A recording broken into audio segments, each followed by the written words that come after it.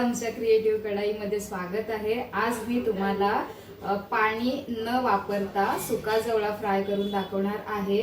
तो खायला खूप छान लागतो आणि पावसाळ्यामध्ये आपल्याकडे सुका जवळा अवेलेबल असतो, तर तो आपण साध्या आणि सोप्या पद्धतीने कसा बनवतात हे मी तुम्हाला दाखवणार आहे।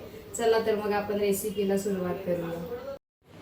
त्यासाठी लागणारे साहित्य: सुका जवळा, 2 चमचे तेल, मसाला, घरगुती मसाला, हळद, कांदा 1 चिरून घेतलेला, 3 मिरच्या, चवीनुसार मीठ आणि थोडीशी कोथिंबीर। आता आपण जवळा 2 ते 3 मिनिटं छानपैकी भाजून घेऊया।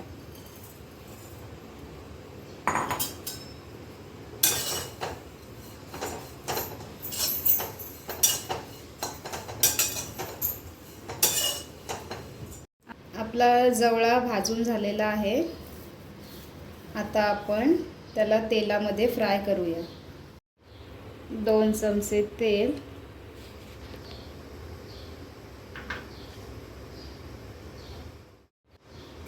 कांदा,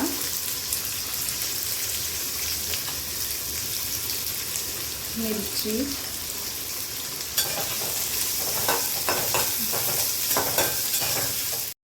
कांदा थोडा लालसर झालेला आहे, त्यामध्ये आपण आता 2 ते 3 चमचे घरगुती मसाला,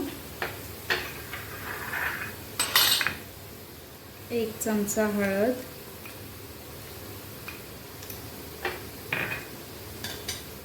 भाजलेला कोलिम टाकूया।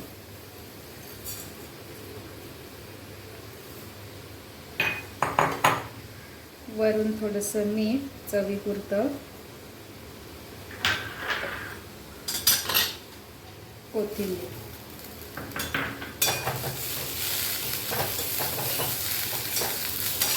छानपैकी ढवळून घेऊया 2 ते 3 मिनिटं स्लो गॅसवर।